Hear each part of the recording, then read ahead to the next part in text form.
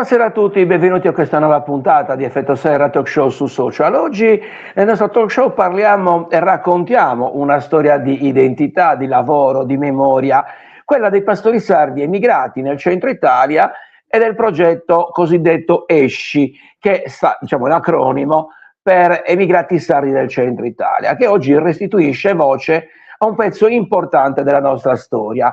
E con noi Elio Turis, coordinatore del comitato del progetto. Benvenuto Elio. Grazie dell'invito, buonasera alle ascoltatrici e ascoltatori. Abbiamo detto che ci diamo del tu, quindi è un piacere. Partiamo dall'inizio Elio. Cos'è il progetto ESCI e perché nasce proprio adesso? Allora, è un progetto che viene da lontano, da molto lontano, diciamo viene possiamo dire dal 2010.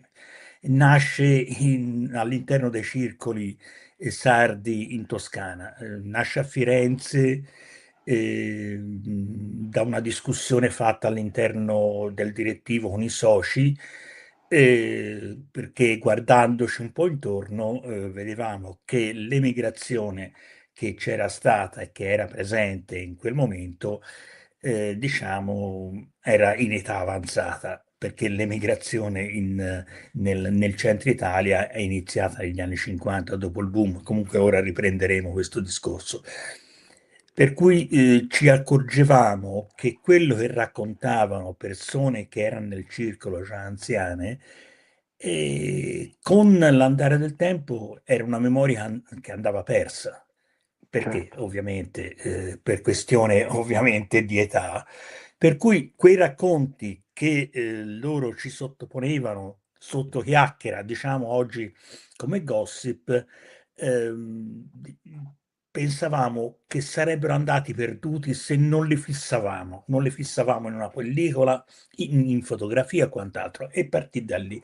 Da lì poi partì un tipo di narrazione, era una narrazione sul terziario, era una narrazione un po' mista e un po' ibrida, perché c'erano gli studenti, erano rimasti lì, militari che erano rimasti, professionisti che erano rimasti dopo gli studi, oppure lavoratori che erano venuti apposta a lavorare.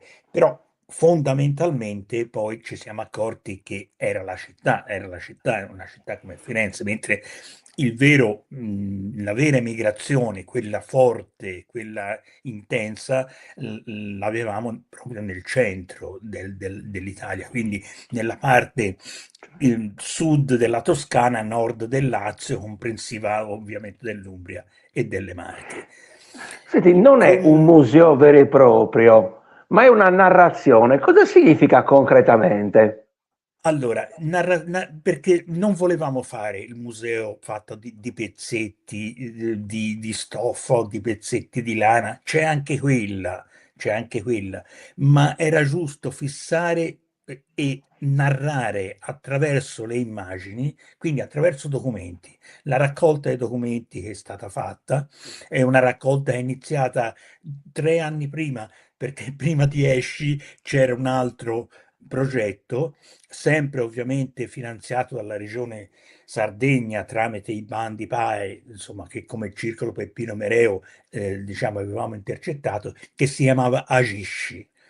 Agisci era aziende, imprenditrici, giovani imprenditrici, imprenditori sardi nel centro Al Italia. centro Per, Italia, certo. difatti, perché volevamo un attimino vedere il passaggio generazionale che c'era stato nelle aziende.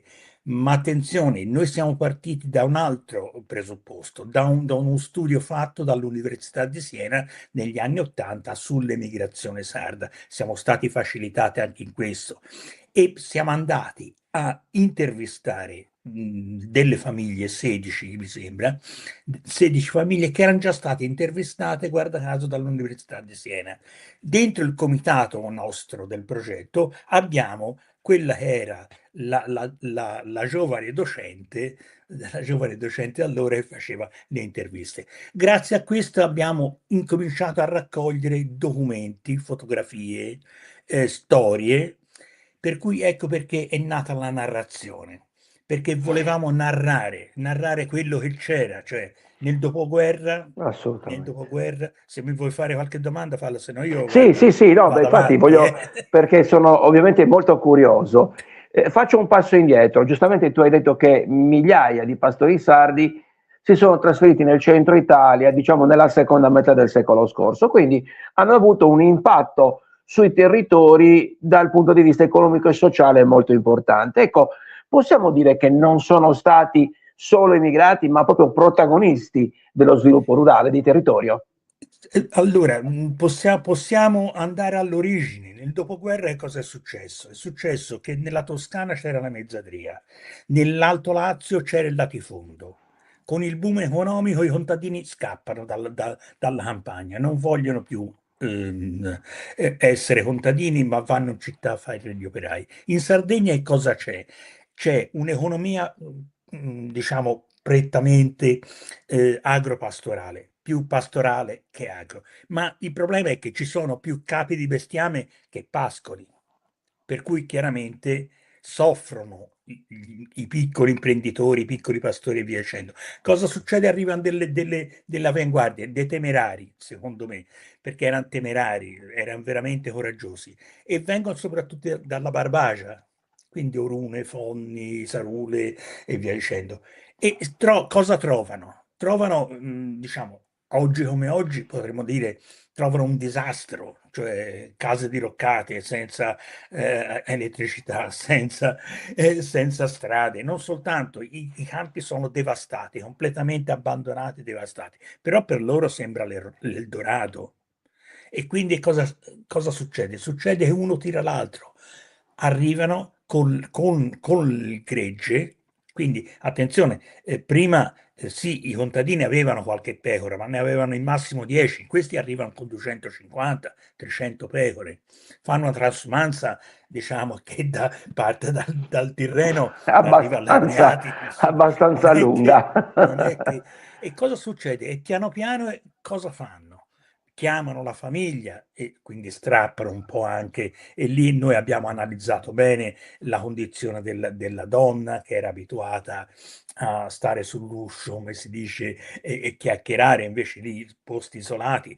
Basti pensare che gli appezzamenti più piccoli, oggi come oggi, sono di 70 ettari, quindi i bambini Non sono fazzoletti di terra, ecco. abbastanza. E quindi piano piano cosa fanno? Allora, ricostruiscono le case, cioè ripristinano quelle case che c'erano. Attenzione, non lo fanno per un problema di restauro, lo fanno per Mm. necessità, perché non Però possono Elio, mettersi più. perdonami se ti interrompo, Prego. l'emigrazione solitamente no, significa un po' strappare, perdere quelle che sono le radici. In questo caso c'è stata una fusione forte col territorio. Ecco, che rapporto si è creato con le comunità locali? Allora, il rapporto c'è stata un'integrazione abbastanza forte da questo punto di vista, a livello di popolazione, perché comunque il sardo, il pastore, era uno che lavorava 16 ore al giorno.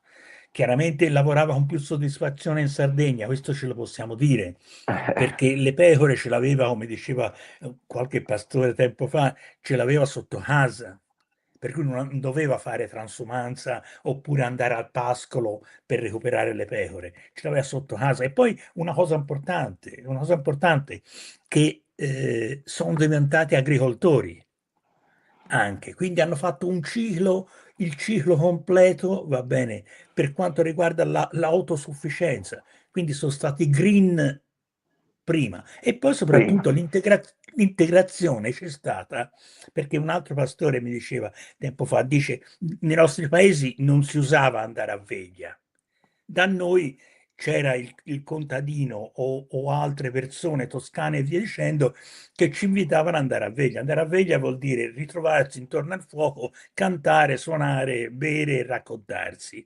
Quindi c'è stato questo momento.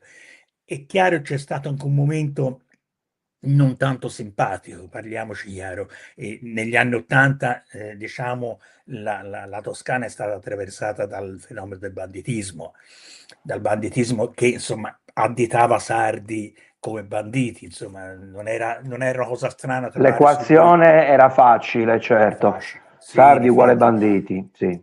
difatti, sui muri veniva scritto Sardi tornate in Sardistan. Beh, c'erano questi esempi. Non era un clima facile per chi lavorava e viveva lì, ecco. Bene, è vero, anche prima, ma in quel momento lì ancora peggio perché sottolineava qualcosa di brutto. Difatti bastava avere una macchina targata a un muro oppure targata a Cagliari che tutte le forze dell'ordine dalla mattina alla sera ti fermavano. In quel momento però sorgono, per esempio a Siena, sorge il Circolo Peppino Mereu. Perché viene fuori? Viene fuori, guarda caso, da un pastore, da un intellettuale come Luigi Berlinguer, il pastore era Pietro Seotto, Luigi Berlinguer, va bene. Per che cosa? Per fare capire, va bene, alle persone, alla popolazione, che il sardo è un'altra cosa, che si ritrovava, socializzava, apriva le porte a chi voleva socializzare e non era assolutamente chiuso. E l'importante è questo passaggio perché questo significa e dimostra l'importanza dei circoli sardi, nella fattispecie il circolo Peppino Mereu, nel mantenere viva l'identità e le relazioni. Però vorrei parlare con te proprio del progetto Esci, che prende vita, lo ricordiamo, alla tenuta di Suvignano, vicino a Siena, se non ricordo male, Sì, che sì, poi è sì. un bene confiscato alla mafia. Ecco, vorrei parlare con te del valore simbolico che ha da raccontare questo progetto, questa iniziativa in un territorio appunto così. Ecco, proprio rifacendosi alla nascita del Circolo Peppino Mereu, va bene, cosa significava? Significava la dimostrazione che il sardo era per la legalità, non era quel sardo che praticamente sequestrava, era un'altra cosa, era quello che lavorava 16 ore al giorno, che mandava i figli a scuola, cioè che non soltanto che ricostruiva le case, non soltanto che costruiva le strade, che portava l'elettricità, portava l'acqua e quant'altro. Per cui noi, quando eravamo alla ricerca di un luogo fisico anche da poter portare questa narrazione vuol dire portarla attraverso degli schermi, portarla attraverso i video, attraverso il touchscreen, e quindi attraverso però anche il tatto, toccare l'orbace, i campanacci.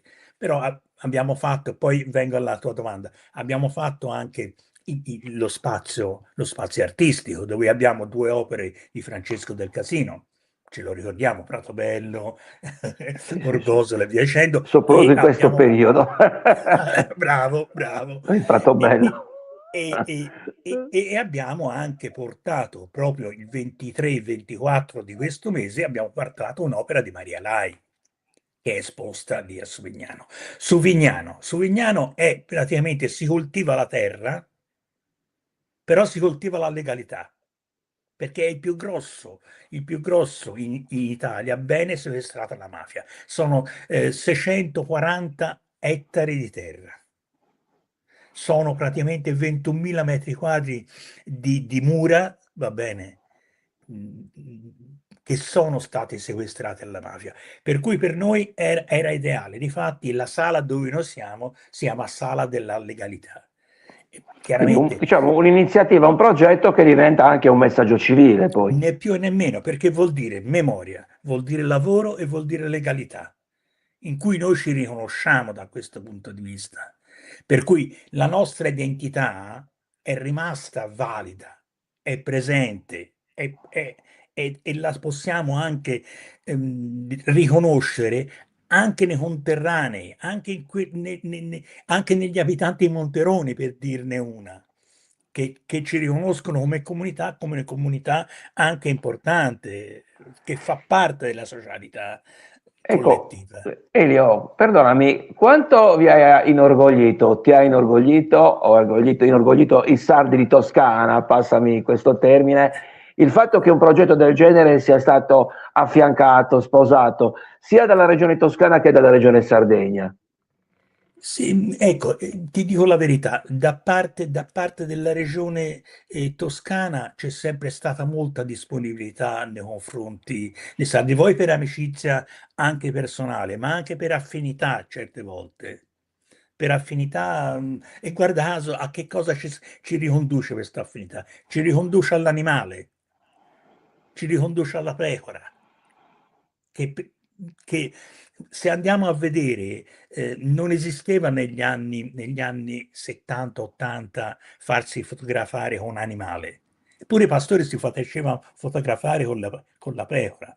Per cui è stato facile il passaggio. Quando siamo andati a sottoporre quest'idea che ci balenava ormai da molto tempo perché volevamo creare proprio lo spazio della narrazione, non un museo, lo diciamo sempre, non è un museo, è uno spazio che narra e trovi quello che è stato, va bene, questo fenomeno dell'emigrazione. Abbiamo trovato le porte aperte, anche nel momento in cui c'era da individuare dove porlo. Ti dico anche questo, per dire la verità, all'inizio ci avevano proposto una stanza molto più piccola. Se ti faccio vedere poi quello che ci hanno proposto dopo, ci siamo allarmati perché era una vecchia stalla completamente distrutta che stava ristrutturando. E sinceramente ci siamo anche permessi di dare qualche consiglio, Cicero pro domo suo, insomma, questo ovviamente Certo. è venuto fuori una chicca che è a disposizione dell'associazione. Non ci siamo soltanto noi, con noi c'è Libera. Ci sono praticamente l'associazione Giorgofli, quelli hanno subito l'attentato da parte della mafia, c'è l'associazione Caponnetto che porta ragazzi, quindi siamo diverse associazioni che adesso inizieremo da quest'anno anche a collaborare perché praticamente la sala della legalità l'abbiamo inaugurata il 30 di marzo del 25, sì, del 25, sì. Sì, siamo a febbraio del 2026, quindi poco E meno di un difatti, annetto fa. poco meno di Elio, un anno siamo in fa. chiusura, ti faccio Sì, l'ultima domanda. Dovendo parlare del progetto ESCI, se volessi riassumere il senso di questo progetto in una frase, quale sarebbe? mantenere la memoria, mantenere l'identità e mantenere quello che eravamo, quello che siamo e quello che poi saremo. È Ti, un ti giovane aggiungo sardo che decide di partire oggi, cosa diresti? e direi, è dura. È dura, però è anche vero che certe professionalità, diciamo, sono ricercate, però sono professionalità un po' particolari. Ecco, ti dico, non si può parlare sempre di vittorie, ma anche di sconfitte. Noi avevamo vinto Certo. un bando per fare un corso per pastore, ma dico la verità, di discendenti sardi qui nel centro Italia, ma non abbiamo trovato nessuno. Perché una volta dissi, ma probabilmente perché i figlioli dei nostri pastori sono tutti ricchi. Perché comunque È cambiata la società, è forse. cambiata, è cambiata molto la società. Ti voglio aggiungere questo. Allora, il libro che è venuto fuori, che è il libro che condensa un po' tutto il lavoro fatto, è stato distribuito, va bene, alle biblioteche di tutte le scuole medie e superiori, quelle di secondo grado della regione Sardegna. E diciamo, abbiamo iniziato anche a contattarle perché Suvignano ha la possibilità di accoglienza, quindi ha un ostello dove 38-40 ragazzi possono stare a prezzi almirati, guarda caso dalla regione toscana, va bene? E quindi abbiamo difficoltà adesso perché stanno arrivando già 36 ragazzi, abbiamo difficoltà per il vitto perché una società lì vicino doveva prepararci i pranzi e siamo lì a Bisogna intrattenire. organizzare, certo, Comunque, certo. comunque si tratta soltanto di problemi organizzativi. Quindi il progetto e poi, come ha detto anche la nostra assessora alla conclusione di questo progetto, verrà rifinanziato sicuramente. Quindi noi ci proponiamo già su un progetto molto importante creando dei campus per ragazzi, degli scambi, anche facendo venire anche per esempio delle scuole, anche specialisti da questo punto di vista, cioè portare dall'agrario, va bene, in Sardegna, dall'Istituto Agrario della Sardegna, portarli lì a Suvignano e diciamo fare degli scambi con gli agrari e con gli istituti agrari che ci sono a Siena e via dicendo, dove poi si possono confrontare le varie forme anche di coltivazione, ma anche di tenuta degli animali, e via dicendo, perché comunque insomma poi i sardi che sono venuti in Toscana hanno insegnato anche ai toscani a fare il pecorino e anche a come Abbiamo si fatto coltiva la. scuola per quello. Infatti i migliori pecorini toscani sono tutti sardi, su questo. Per noi è un orgoglio, lo sai. Sì, Elio, io ovviamente ti ringrazio, siamo in chiusura. È stata una bella chiacchierata, sicuramente capiterà di ritrovarci e veramente è stato davvero illuminante. Complimenti per il progetto Esci e grazie per avercelo raccontato. grazie a te di averci ospitato. Non sono soltanto io rappresento soltanto un gruppo, perché il lavoro E è vabbè, stato grazie a fatto. te che hai raccontato e grazie ovviamente a tutti i tuoi colleghi che state dando vita a questo progetto Esci. Grazie, allora buonasera e buon Grazie a tutti, proseguimento. ovviamente concludiamo qui, io ringrazio tutte le persone che ci hanno seguito, come sempre vi chiedo di cliccare mi piace, di condividere questa bella chiacchierata, ci vediamo al prossimo appuntamento, sempre su Effetto Serra, grazie ancora, ciao!